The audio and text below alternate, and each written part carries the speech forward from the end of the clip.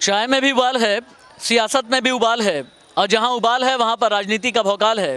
राजनीति का भौकाल का एक नया एपिसोड लेकर के मैं हाजिर हूं। एक बार फिर से चाय की तरफ दिखाया जाए, और आज राजनीति का भौकाल में मैं चाय पर चर्चा करने वाला हूं। चाय पर चर्चा इस वजह से क्योंकि इलेक्शन डेट अनाउंस हो चुकी है। चाय पर चर्चा इस वजह से क्योंकि लोकसभा चुनाव की तारीखें आ गई हैं। चाय पर चर्चा इस वजह से क्योंकि देश ये जानना चाहता है कि जनता के दिमाग में क्या है, देश का मूड क्या है, कौन कौन से मुद्दे हैं जो उनके जहन में अभी चल रहे हैं। हम ना तो किसी के सपोर्ट में हैं और ना ही किसी के खिलाफ हैं, लेकिन फिर भी ये जानना बेहद ज़रूरी है कि अभी जनता के बीच उनके जहन में क्या सीए चल रहा है, महंगाई चल रही है, क्या बेरोज़गारी जैसा मुद्दा भी चल रहा है। मुझे चाय की दुकान पर आ जाइए, इधर आ जाइए आप। मुझे मिल गया संदीप हालांकि मेरे कोलीग हैं, मैं आज इन्हीं से शुरू कर लेता हूं, फिर बाकियों के पास में जाऊंगा। संदीप, क्या लगता है तुम्हें कि इलेक्शन डेट अनाउंस हो गई हैं, मुद्दे क्या क्या चल रहे हैं? निश्चित तौर पर मुद्दे तो बहुत सारे हैं। आम लोगों की बात करें तो आम लोगों के लिए सबसे ज़्यादा जो कहीं पे भी आप जाए तो महंगाई वो होती है। महंगाई है, बेरोज़गारी है। लोग चाहते हैं कि उनकी सैलरी में इजाफा हो। जो यहीं पर रुको, महंगाई बेरोज़गारी लोग चाहते हैं, सैलरी में इजाफा हो। भैया, इलेक्शन को लेकर के बात कर रहे हैं, आप आ जाइए। इलेक्शन को लेकर के हम बात कर रहे हैं। आपके हिसाब से जनता के बीच चुनावी मुद्दे उनके जहन में, उनके दिमाग में क्या होगा? कुछ चुनावी मुद्दे बताएं भैया, आपके दिमाग में क्या चलेगा जब आप वोट देने की? चाचा आप ही बता दें।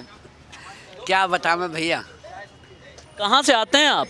मैं नवेड़ा से आता हूँ। बिहार से आते हैं? नवेड़ा से आता हूँ अच्छा, बिहार। नोएडा से आते हैं आप? नोएडा रहने वाले कहाँ के हैं? जिला गौतम बुद्ध नगर का। जिला गौतम बुद्ध नगर। अच्छा, गौतम बुद्ध नगर के ही रहने वाले आप हैं। आपको क्या लगता है कि इस बार जब वोट देने के लिए जनता जाएगी, उनके दिमाग में क्या चल रहा होगा?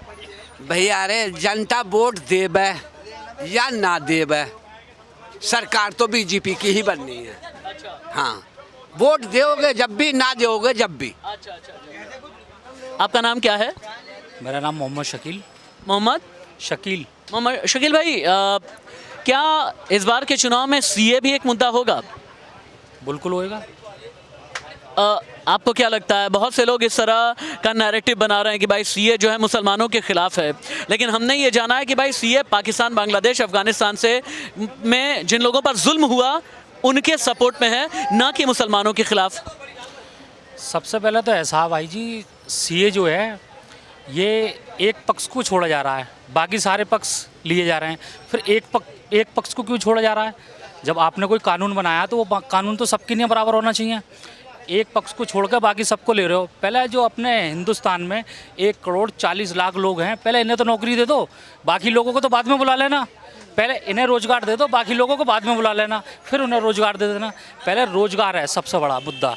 ये सीए सब ये पॉलिटिक्स है और कुछ नहीं है इसके अलावा। अच्छा, चाय पर चर्चा को थोड़ा सा और आगे बढ़ाते हैं। चाय में हालांकि उबाल ज़बरदस्त आ रहा है।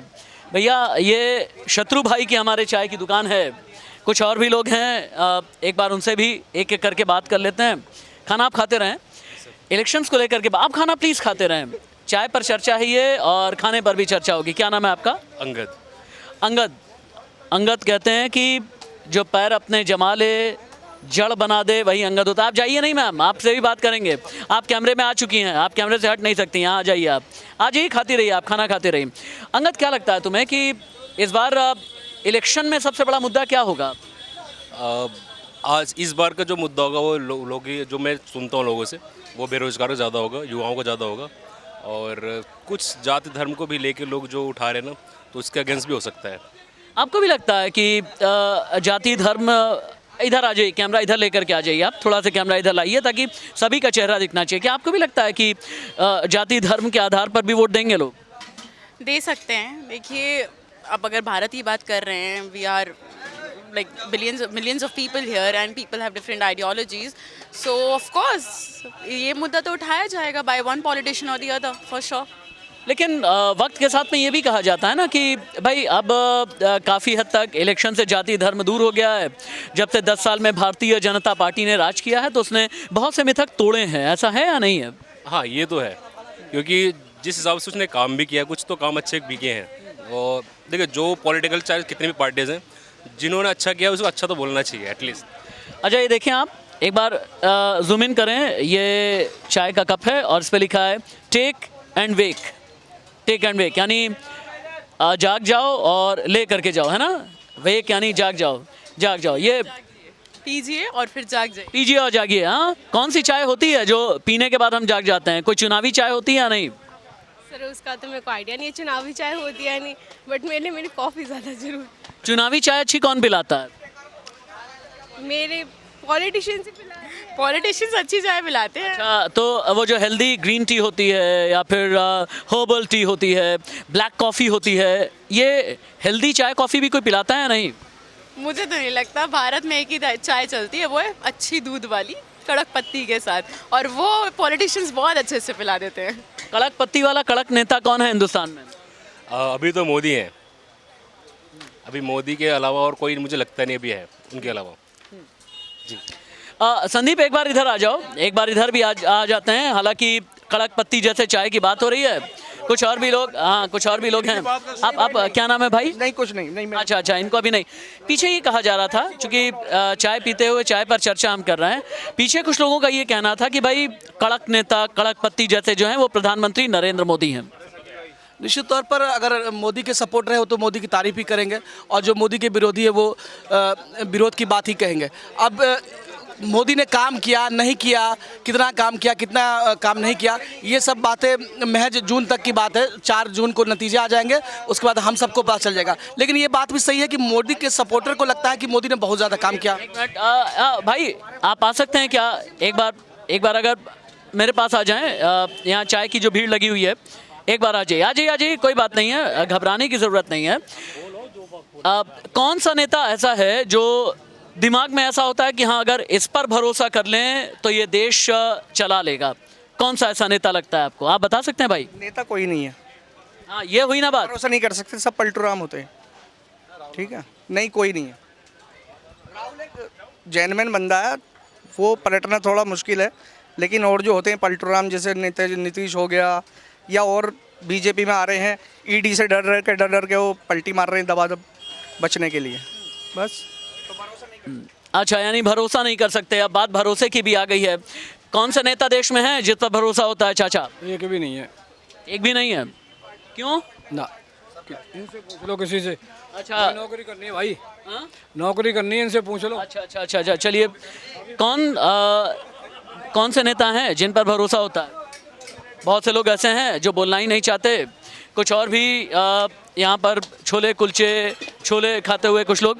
मैं बात ये कर रहा था कि इस बार क्या लगता है कि इलेक्शन का सबसे बड़ा मुद्दा क्या होगा? चुनावी मुद्दा क्या होगा? रोटी कपड़ा मकान होगा, नौकरी होगी, धर्म जाति, सीए, क्या होने वाला है? मेरे हिसाब से नौकरी होगी। नौकरी होगी, लेकिन पिछले 10 साल में ये दावा किया जा रहा है कि भाई मोदी सरकार ने नौकरी दी है। हाँ बिल्कुल दी है, इसमें क्या दो राय है ना भाई।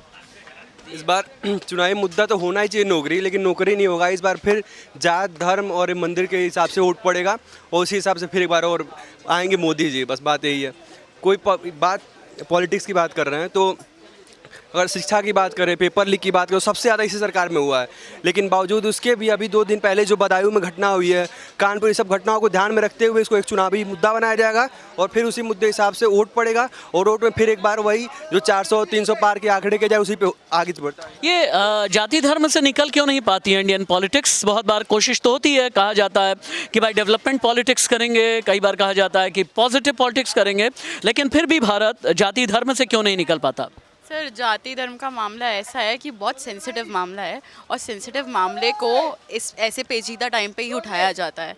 सो इट्स मेक और break, until you break it you can't make it. बिना जाति धर्म के पॉलिटिक्स करने वाला कोई पॉलिटिशियन है क्या? हाँ, आपसे। नहीं, मुझे तो नहीं लगता ऐसा कुछ। आपको नहीं लगता? मजबूत पॉलिटिशियन कौन है भारत में? मोदी। अच्छा, मोदी है। क्यों? बाकी मजबूत क्यों नहीं है? क्योंकि मोदी एक प्लान के साथ चलते हैं कि इन्होंने जैसे नोटबंदी की, या फिर बाहर देशों के पीएम से जो रिश्ते बनाए हैं, वो बाद में इंडिया को चल के फ़ायदा होगा। अभी के लोग को वो बात समझ नहीं आ रही, लेकिन बाद में वो चीज़ें समझ आएगी उन्हें, जब वो हट जाएंगे तब। क्रेडिबल पॉलिटिशियन कौन है? हाँ, आप ये मुझसे कहना चाह रही हैं कम से कम खाना तो खा लेने दो। लेकिन मैं के बाद एक सवाल ठूस दे रहा हूँ, है ना? आई एम सो सॉरी, लेकिन फिर भी सवाल करूँगा। सवाल ही पूछना मेरा पेशा है, क्या करूँ? श्योर।